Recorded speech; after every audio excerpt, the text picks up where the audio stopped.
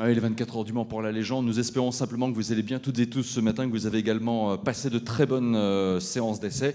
Et c'est vrai que pour vous toutes et tous, c'est le début d'une journée marathon, puisque les présentations presse vont se succéder les unes les autres aujourd'hui. Pour mémoire, rappelons-le, vous avez rendez-vous avec Toyota 13h, Porsche 14h, mais donc dans l'immédiat, c'est avec l'Automobile Club de l'Ouest, créateur, organisateur, promoteur des 24 heures du Mans que nous avons rendez-vous, et donc avec vous, Pierre Fillon.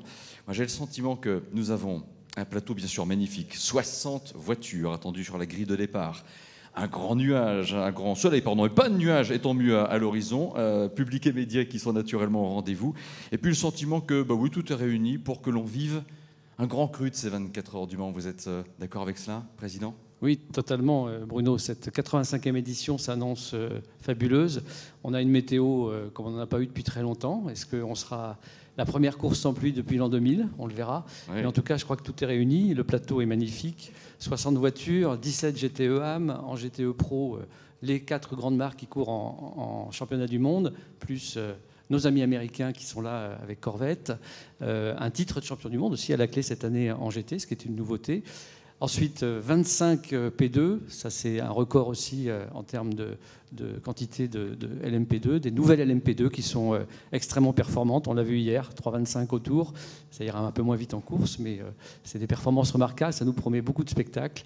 Et puis bien sûr, le grand duel qu'on attend tous en LMP1 entre les deux géants de l'industrie automobile, Porsche et Toyota. Porsche qui voudra chercher certainement sa 19e victoire, et Toyota qui voudra revenir sur l'an passé et gagner ses 24 heures du Mans. Donc tout est en place pour une grande course. Et le départ, c'est demain, naturellement, à 15h. Alors, c'est le Président, on le dit souvent, l'endurance, c'est une course sprint qui dure 24 heures. Ce que nous allons faire ensemble, c'est accueillir celui qui sera le grand Marshal de ces 24 heures du Mans 2017. Ladies and gentlemen, mesdames et messieurs, Mark Webber.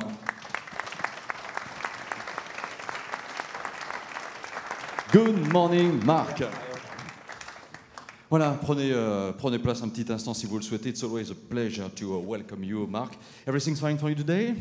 Fantastic, it's great to be here, yes. It's true that you have stopped your career, but in fact, you are always connected with the paddock. I can say that you have had, of course, a lot of experience driving the most fabulous car, but today, and for this weekend especially, tomorrow, how is it for you to be the Grand Marshal of the 24 heures du Mans? Yeah, well, when Mr. Fillon asked me in Bahrain last year, actually, after my last race, he said, would you like to be the Grand Marshal next year at the 85th running of the Le Mans 24 Hour? And I said, the answer was within 5 seconds. I said, I would definitely love to do that. It's an absolute honour. Obviously, it's one of the biggest car races in the world. We know that.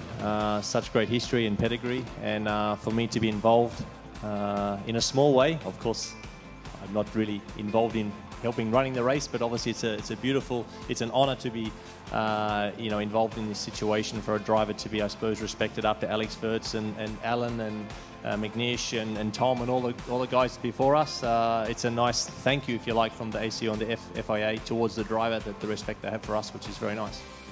Mark, we all remember that you've raced Le Mans at different periods of our career and of the history of this race. Of course, everybody remember the end of the 90s and quite recently with Porsche.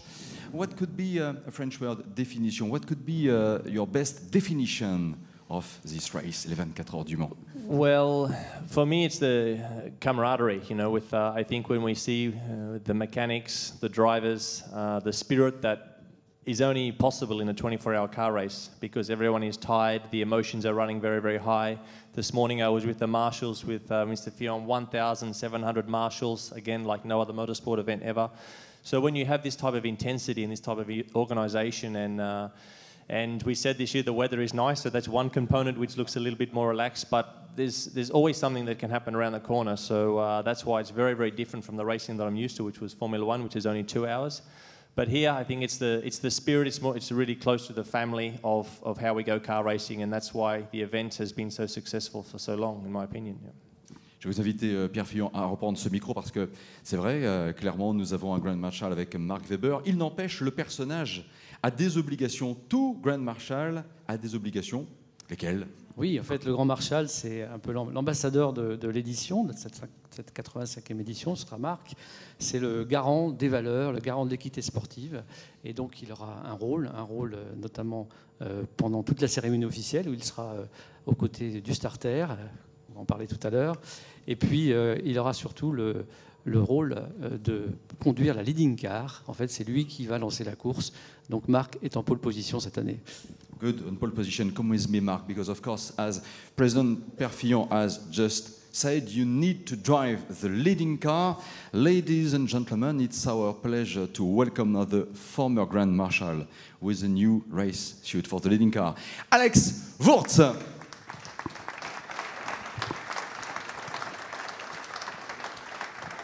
Good morning, Alex. Welcome. So, this is a race shoot for Mark tomorrow. Any advice? He doesn't need advice. All I want to know is if Angelina Jolie is the starter, because then he would have booked the better one than I had Brad Pitt. But I will find out later who will start the race. Ladies and gentlemen, the former Grand Marshal Alex Wurz for, of course, this Le Mans race 2017. Mark Webber, thank you very much. C'est vrai que, très chers amis, cette 85e édition des 24 heures du Mans, c'est aussi un rendez-vous très important. C'est le 3e de ce championnat du monde, FIA WEC d'endurance. Il y a déjà eu 2 épreuves de disputées. Ce rendez-vous du Mans plus compte double au niveau des points, ce qui, bien sûr, pour la conquête du titre de champion du monde, a énormément d'importance. Avant Le Mans, il y a eu les 6 heures de Silverstone, puis les 6 heures de Spa, et déjà énormément de moments forts. En voici le résumé en images. Welcome, ladies and gentlemen, the World Endurance Championship for 2017. The field is underway for the 6,000 Spa. The number 9 Toyota manages to lose it into the inside. Touch one way, then the other. They nearly get a touch again. Oh, contact!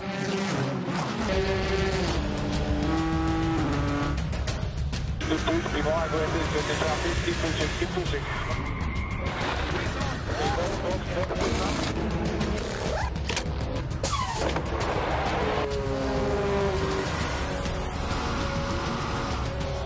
There's contact. The Ford's going to go through to take both of them.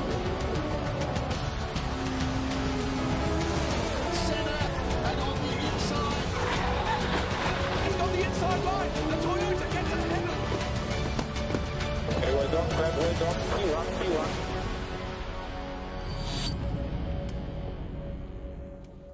Et voilà, chers amis, c'est vrai que regarder toutes ces images, très clairement, ça nous donne déjà envie d'y être. Président, pendant justement cette vidéo, nous nous sommes rapprochés d'une maquette que nous allons dévoiler dans un instant. Il s'agit du Michelin Challenge Design. Nous a rejoint Pascal Coinon, qui est le number one, monsieur de Michelin Motorsport, directeur de la compétition. Bonjour, cher Pascal Coinon. Bonjour Bruno. Parlez donc avec vous du Michelin Challenge Design avant de lever le voile. Rappelez justement ce que ce Michelin Challenge Design est. Tout d'abord, je voulais remercier l'ACO et le président Fillon de nous avoir permis de travailler ensemble sur ce sujet. Le Challenge Design, en fait, c'est quelque chose qui existe depuis une vingtaine d'années, qui a été initié par nos collègues nord-américains et qui permet en fait de demander à de jeunes designers d'imaginer ce que pourrait être la mobilité du futur. On a eu de nombreuses participations chaque année et l'année dernière, on s'était dit ensemble, eh bien, le motorsport, c'est un laboratoire, c'est extrêmement important, ça dessine aussi l'avenir. Et donc, pourquoi pas proposer comme sujet du Challenge Design, eh bien, que pourrait être la voiture aux 24 heures du Mans dans 30 ans. Et donc, on a lancé cette compétition qui a été qui a recueilli beaucoup de succès. Nous avons eu plus de 1400 propositions de 80 pays différents pour pouvoir nous proposer des choses tout à fait originales. Il faut se rendre compte effectivement qu'en partant sur ce concept, on n'intègre pas des technologies, mais on crée les technologies de demain. Et donc, à travers les différentes propositions, et on verra la gagnante là tout de suite, on a vu des choses très intéressantes sur de la conduite autonome, sur des émissions zéro, bien sûr, en termes de motorisation. On a vu de la réalité augmentée. En termes de pneumatiques, on nous a parlé de pneus connectés, bien sûr. On a parlé de pneus avec des matières bio. Donc il y a vraiment des choses extrêmement intéressantes qui vont certainement influencer le règlement de demain aux 24 heures du Mans. L'heure est venue de lever le voile. Je vous invite à le faire, messieurs, peut-être précautionneusement. En commençant, voilà, par l'avant de cette voiture. Voici, mesdames et messieurs, le fruit de ce travail, voiture lauréate du Michelin Challenge Design. Et vos applaudissements. Et donc, on a aussi la chance d'avoir eh bien, le brillant vainqueur, Monsieur Taoni, qui est de Chine, donc qui vient de Shanghai, et qui a été le Taoni, designer qui a gagné. Come with me, sir. Wow. Congratulations to you. How old are you? Okay, 27. 27 ans, félicitations. Very nice car. What is for you this Le Mans race? What do you think of the environment? What is the 24 heures du Mans for you? Fabulous. Je crois que c'est une réponse qui nous va très très bien. On peut l'applaudir encore. Bravo, Taoni, félicitations. Président Pierre Fillon, je vous laisse aussi regarder cette voiture de très très près. Moi, j'aimerais beaucoup que vous me disiez aussi vraiment ce que... D'ici, il est aussi vraiment splendide. Le regard que vous avez porté sur cette initiative de Michelin autour de ce Michelin Challenge Design. En quoi il est important également pour vous, justement, là, dans tout ce qui concerne ces travaux d'avenir liés à l'Automobile Club de l'Ouest et aux 24 heures du Mans? L'ADN de l'ACO, ça a toujours été l'innovation, la créativité au service de la mobilité de demain. Et quand Michelin nous a dit que le thème pour le 2017 nous a proposé que ce soit Le Mans 2030, évidemment, nous avons tout de suite adhéré à cette idée. Je crois qu'on parle beaucoup du moteur, de l'hybride, des pneus quand on parle de voiture, mais le design, c'est tout aussi important, d'abord en termes d'efficience et puis aussi en termes d'esthétique pour le plus grand bonheur de tous nos fans. Donc c'était une très très bonne idée et je suis ravi de voir ce projet. Et je vous invite même à consulter un livre qui a été fait où vous trouverez toutes les autres maquettes parce qu'il y avait des idées magnifiques. L'avenir est donc en marche. Merci Pascal Conon. Président, venons de ce côté-ci de la salle. Voilà, là par contre, nous étions un moment dans le domaine de la fiction, du virtuel. Nous voici ici près du réel avec une voiture. Président, nous sommes bien d'accord, une Ligier. C'est une LMP3. Oui, une LMP3. Si elle est là, ce n'est naturellement pas le fruit d'un hasard. Voici une révélation pour vous. Vidéo.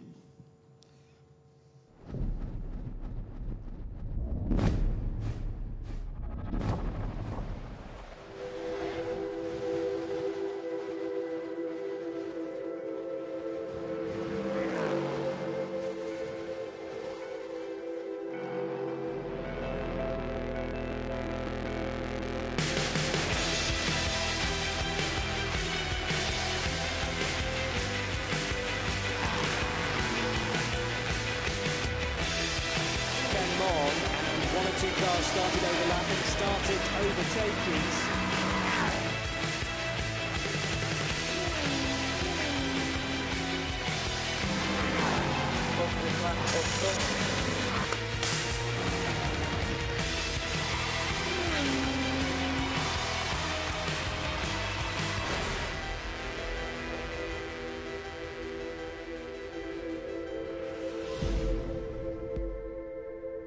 LMP3, World League LMP3, Pierre Fillon, coming soon. Donc ça approche, ça arrive, c'est pour bientôt.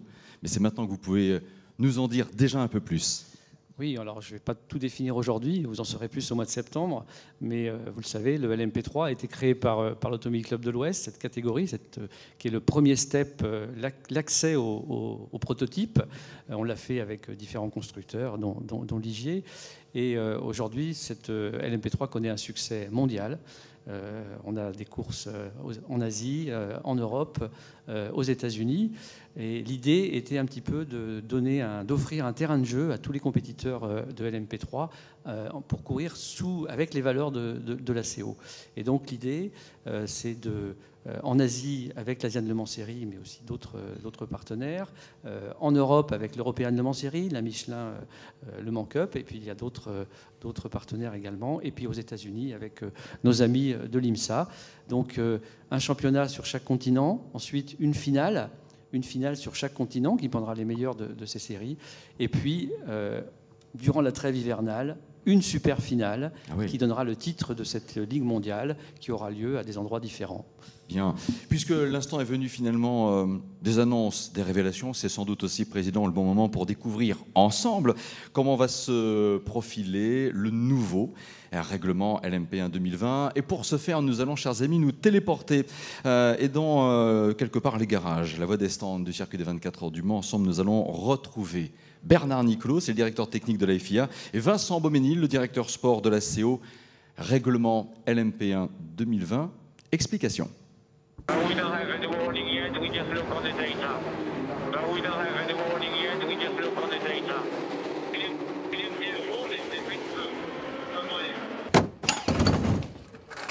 Premier aspect abordé, l'aérodynamique des voitures avec Bernard Niclot, directeur technique de la FIA.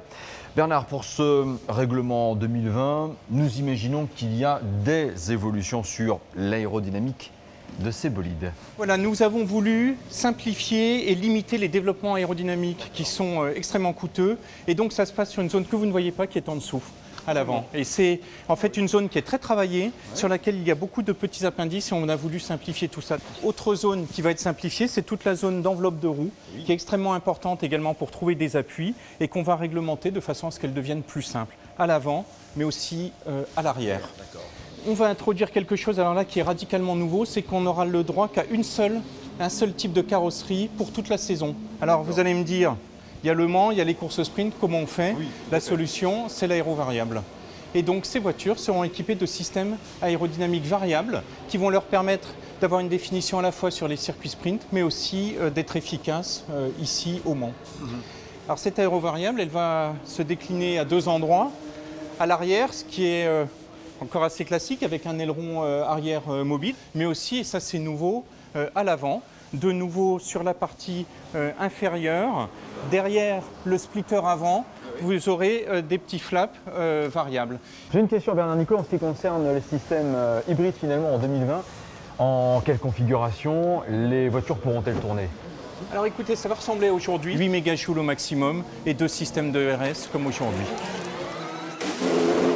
Nous voici chez Porsche, nous retrouvons Vincent Beauménil, le directeur sport de la CO. Nous allons parler budget dans la perspective de ce règlement 2020. Quelles ont, Vincent Beauménil, été vos grandes priorités? Les constructeurs, pendant l'hiver, ont besoin de faire des essais pour développer leur voiture. L'idée, c'est d'organiser des essais collectifs qui réuniront les teams pendant l'hiver et donc qui partageront les coûts plutôt que de les dépenser individuellement. Deuxième aspect, la réduction du nombre d'heures de soufflerie. Ce chiffre de 600 heures qui a été défini avec les constructeurs leur permet d'avoir suffisamment de liberté pour être créatifs et développer de l'aéro sans pour autant être obligé d'investir dans d'autres systèmes onéreux. Vincent Beauménil, il est question d'introduire des unités de développement. Ah oui, alors ça c'est vraiment quelque chose de très nouveau. Ouais. L'idée, c'est d'empêcher un constructeur de refaire complètement sa voiture entre deux saisons. Donc on va définir des périmètres, comme le châssis, le moteur, l'aérodynamique, et le constructeur va devoir choisir entre deux saisons s'il préfère développer son châssis ou son moteur ou son aéro, mais il ne pourra pas tout faire. Quatrième aspect, le personnel sur les épreuves. Donc on a voulu aller encore plus loin. Aujourd'hui, dans le règlement, c'est 65 personnes. À partir de 2020, les constructeurs auront une autorisation de 50 personnes pour opérer les deux voitures. C'est assez serré, mais ça évite évidemment des dépenses importantes. Et enfin, cinquième point, la stabilité réglementaire. Oui, alors ça c'est vraiment un sujet qui leur est très cher.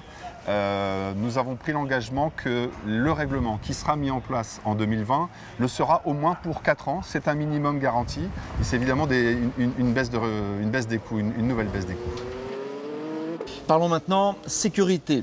Cockpit avec vous Bernard Niclot et cette question, règlement 2020 toujours, doit-on s'attendre à de très grandes évolutions au niveau de la sécurité donc et est-ce que cela affectera la performance des voitures? Alors des grandes évolutions, oui absolument, et nous avons voulu travailler vraiment autour de la monocoque, c'est-à-dire la cellule de survie du pilote. Et donc nous avons augmenté les volumes intérieurs, donc déjà le volume devant la tête, pour qu'en cas de choc, en fait, la tête se déplace beaucoup, plus qu'on ne peut l'imaginer. Nous avons même été assez surpris par ça. Et donc on définit une longueur avant la partie tableau de bord qui va être plus grande. Également, on va donner un peu plus de volume en largeur. Et puis, autre modification extrêmement importante, c'est l'angle du dos. Alors ceci pourquoi? C'est suite à différents accidents, notamment Davidson en 2012. On se rappelle qu'il avait eu les vertèbres endommagées. Nous nous sommes rendus compte que l'angle du siège est extrêmement important pour la protection des vertèbres et qu'avec un angle de 55 degrés au lieu de 35 degrés comme vous avez actuellement, les vertèbres sont bien mieux protégées. Donc ça, c'est une évolution qui n'est pas très visible, mais qui est absolument majeure et qui effectivement va avoir un impact sur l'ensemble de la zone d'habitabilité. Finalement, la question qu'on peut se poser, c'est est-ce qu'on va voir quelque chose? Eh bien oui, le cockpit va remonter d'environ 80 mm. Il va également s'élargir un petit peu. Donc effectivement, visuellement, l'aspect sera un petit peu différent. Et puis je vais rouvrir pour répondre à votre dernière question, Bruno. C'est quid de la performance? Fondamentalement, rien de changé. Ce sera zéro impact sur la performance. Les performances, c'est à partir de cette ligne-là qu'elles commencent. Grand dossier lié, bien sûr, messieurs, au règlement 2020, la technique hybride plug-in. Bernard Niclot, technique hybride plug-in. De quoi parlons-nous vraiment ? Un plug-in, littéralement, ça veut dire qu'on peut brancher. Donc c'est une technologie très importante pour les voitures de route. C'est la voiture que vous pouvez brancher chez vous pour faire quoi? Pour recharger une batterie, ce qui va vous permettre derrière de rouler en mode pur électrique sur une certaine distance, de l'ordre de 50 km. Puis ça reste une voiture hybride, donc avec un moteur thermique, donc ça vous permet d'avoir de l'autonomie, de rouler pendant des kilomètres, comme ici aux 24 heures du Mans. Cela conforte aussi le statut de course utile des 24 heures du Mans. C'est autrement dit la piste au service de la route, dans la mesure où, Vincent Beauménil, justement en course, les voitures auront un moment à rouler en mode full électrique, zéro émission. Exactement, zéro émission, c'est la grande innovation. Tout va se jouer principalement au moment de l'arrêt au stand. Aujourd'hui, les concurrents, quand ils rentrent au stand, ils rechargent leur voiture en carburant. Ils vont maintenant avoir la possibilité en LMP1 de la recharger en électricité, ce qui est indispensable puisqu'on va les obliger derrière, après ce ravitaillement, à prendre la piste sur un secteur en full électrique, absolument aucune émission, une voiture qui sera intégralement propulsée par l'énergie électrique. Et ça, c'est révolutionnaire.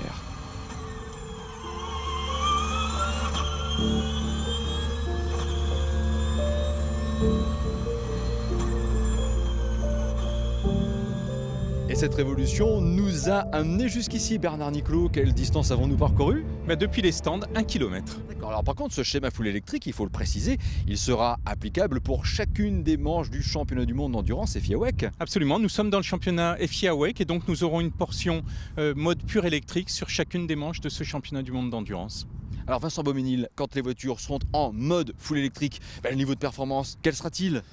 Alors, les voitures, elles vont avoir un niveau de performance très élevé, ça on y tenait beaucoup. Elles auront des performances équivalentes à ce qu'elles font avec leur moteur thermique. Et ça, c'est vraiment du jamais vu.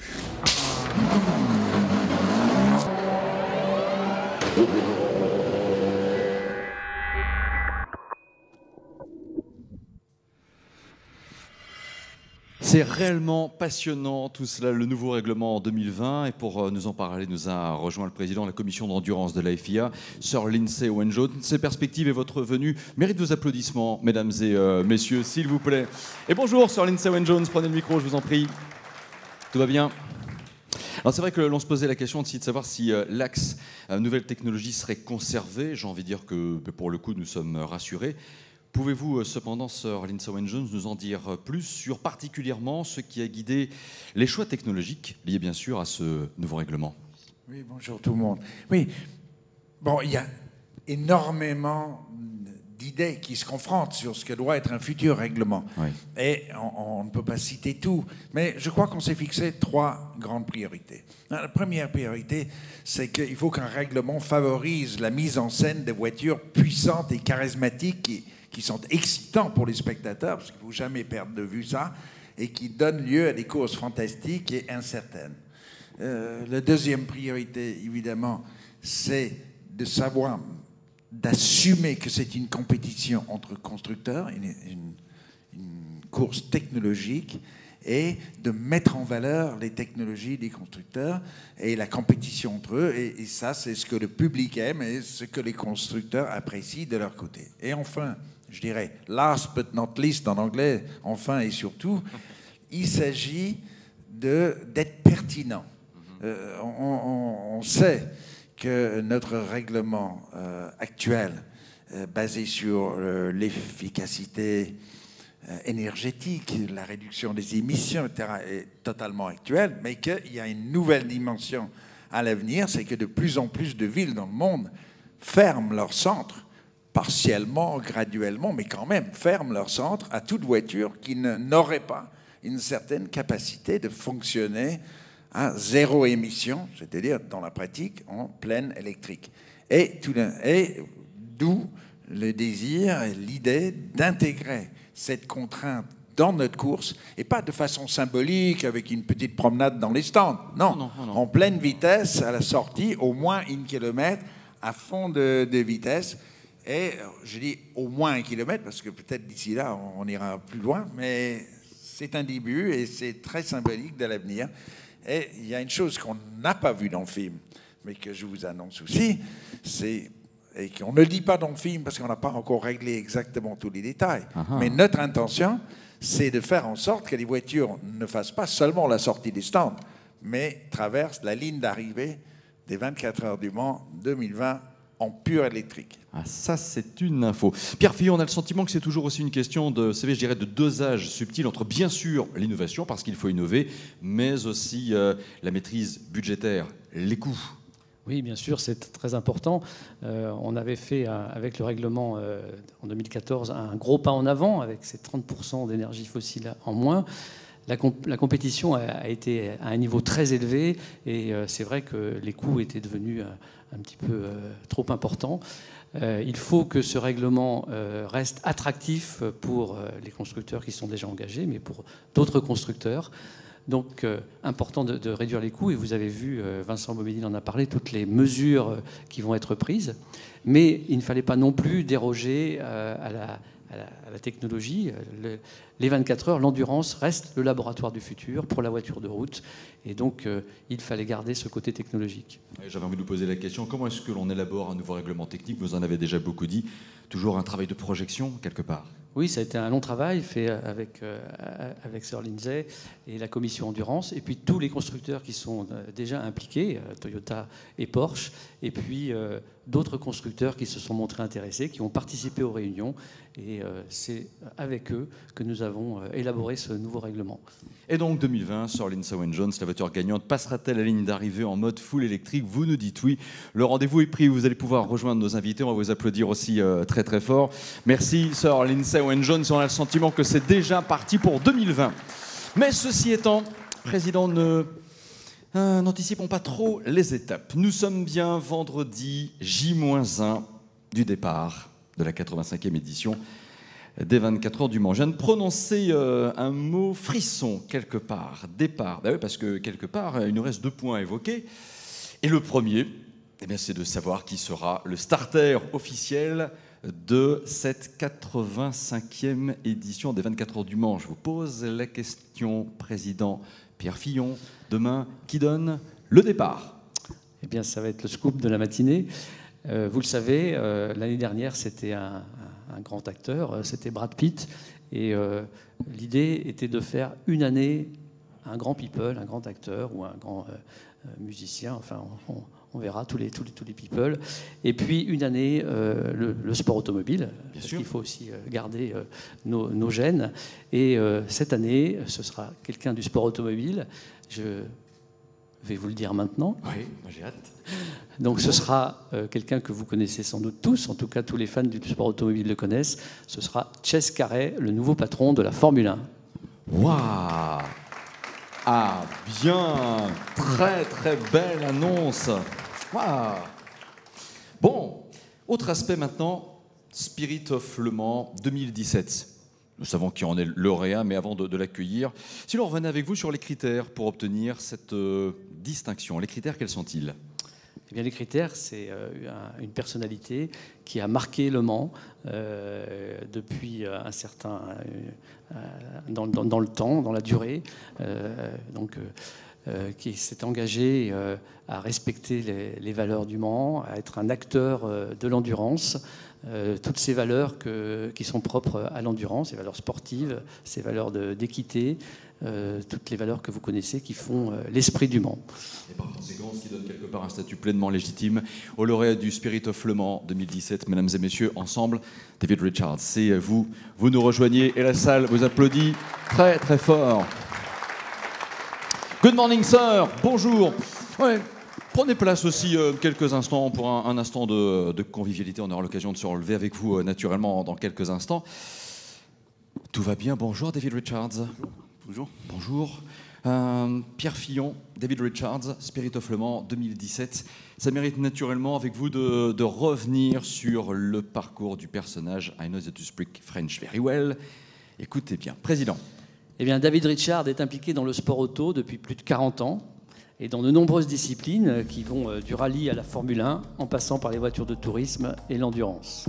Ces 12 dernières années, il a été le visage d'Aston Martin Racing et a été à l'initiative du retour de la marque britannique aux 24 heures du Mans en 2005, puis de son engagement dans le championnat du monde d'endurance, le FIA WEC, en 2012. Né au Pays de Galles en 1952, David a débuté sa carrière en compétition en 1974. À travers sa carrière sportive et sa société ProDrive, créée en 1984, et leader dans la technologie et le sport mécanique, David est devenu l'un des noms les plus respectés du sport automobile.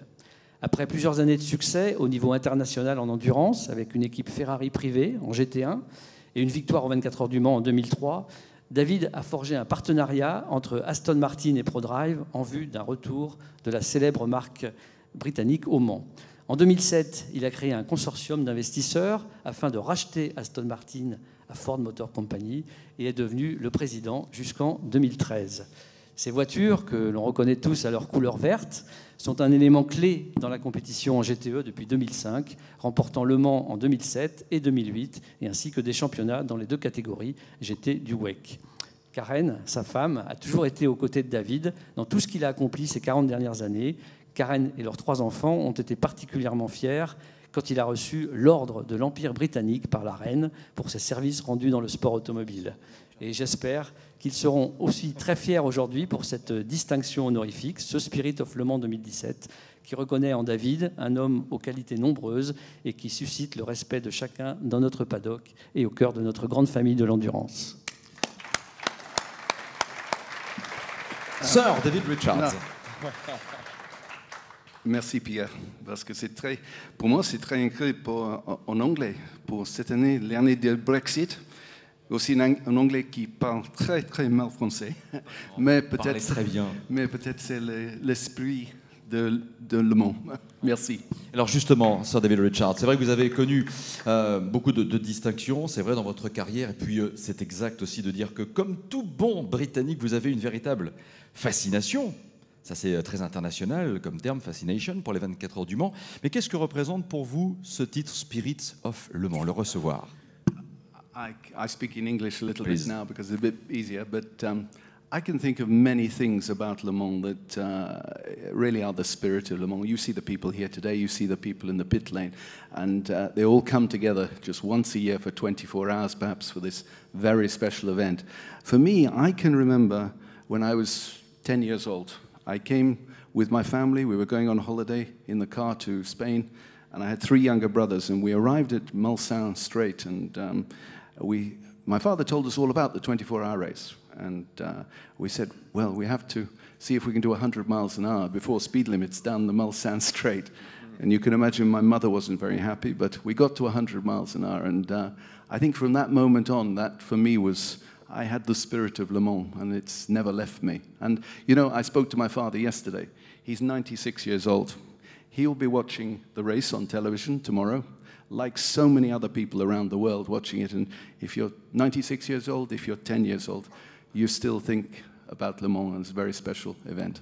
Donc si je vous demande finalement, dans votre mémoire, 2-3 souvenirs très lointains, c'est ça, c'est beaucoup de souvenirs, les 24 heures du Mans. I've got lots of great memories of Le Mans, but let's hope this one is the best one. Merci. Venez avec moi tous les deux. Laissez ce micro un petit instant si vous le voulez, parce que c'est très très important. Vous savez très clairement, chers amis, que, voilà, je vous en prie, mettez-vous de ce côté-ci.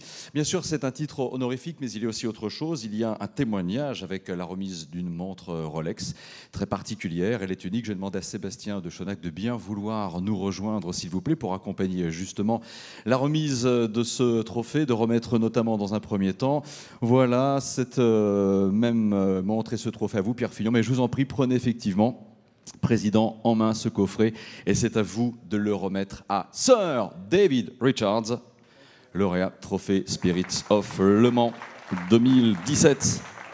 Une montre exclusive, c'est naturellement une montre Rolex. Merci beaucoup, et Rolex reste naturellement le partenaire de ces 24 heures du Mans. Encore peut-être un petit instant, si vous le voulez bien, rester sur le devant de la scène, voilà, avec vous, président, et je vous en prie, regardez devant vous, messieurs, voilà, avec ainsi Sir David Richards, élu Spirit of Le Mans, une montre exclusive, une montre Rolex, pour être naturellement pile au départ, et puis vous féliciter aussi. Congratulations to you, David Richards, to the extent that Aston Martin is on pole position for the LM GT Pro class. Yeah, it's a good start to the weekend, but big competition from all the other competitors in the GT category. I think GT this year is going to be a very special race, I promise. For sure, thank you very much. Merci encore à vous et très très sincères félicitations. Allez-y. If I could just thank very much to Pierre, to the l'Automobile Club de l'Ouest, but particular thank you to the people of Le Mans. The people of Le Mans have been such wonderful custodians of this race now for 85 years, and I'd like to thank them. Merci beaucoup. Sir David Richards, méritez bien ce trophée Spirit of Le Mans. Félicitations. Voilà. Allez-y encore pour quelques photos, mais n'ayez crainte si dans les prochains instants, bien sûr, chers amis, vous souhaitez refaire une séance photo et aussi poser une question à nos invités. Je pense aussi à messieurs Niclot et Beauménil. Croyez-le bien, ils seront aussi à votre disposition. Voilà, Président, nous allons présenter le drapeau damier sur cette conférence de presse. Sir David Richards le disait à l'instant, il faut remercier People of Le Mans, les gens du Mans. Il y a naturellement vous, puisque votre relais média est forcément très très important. Le public aussi, pour beaucoup, c'est d'une année à l'autre que la venue 24 heures du Mans se prépare. Tous les concurrents, les partenaires aussi, les pilotes qui vont affronter une super épreuve, les bénévoles, bien sûr, avec les commissaires et tous les autres qui seront là. Et puis un travail extraordinaire. Il faut aussi vous dire merci avec le FIAWEC et les 24 heures du Mans. Président Pierre Fillon, on a la gorge un petit peu serrée, on ne cache pas, mais c'est une bonne émotion. Nous vivons des heures extraordinaires. Merci à vous le mot de la fin. Bonne 24 heures du Mans, mesdames et messieurs. Eh bien, écoutez, on sera ravis d'accueillir Chase Carey demain. Je crois que c'est un starter très symbolique. Je pense que la Formule 1 et l'endurance se sont tournés le dos pendant plusieurs années. Et voilà, c'est un nouveau virage et je pense que c'est pour le grand bien du sport automobile. Maintenant, place aux 24 heures. Il y a une grande course demain. Tout est, on va dire, au top pour la météo. Pas de nuages, voilà, pas de nuages, Bruno. Et je vous souhaite à tous une très belle course. Merci à tous. Et une grande parade à 17h30 en ville. Merci, mesdames et messieurs. Bienvenue aux 24 heures du Mans. Et rendez-vous demain pour le départ 15h.